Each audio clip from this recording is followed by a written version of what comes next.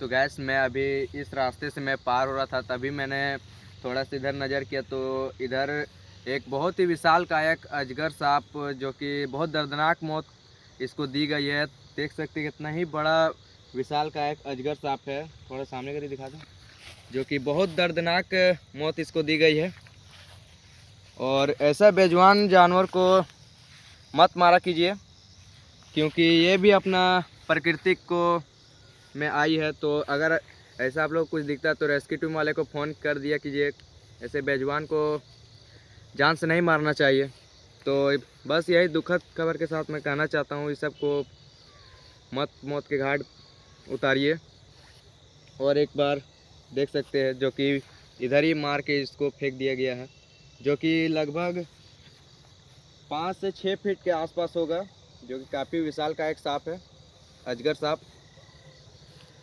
तो गैस ऐसा मत किया कीजिए।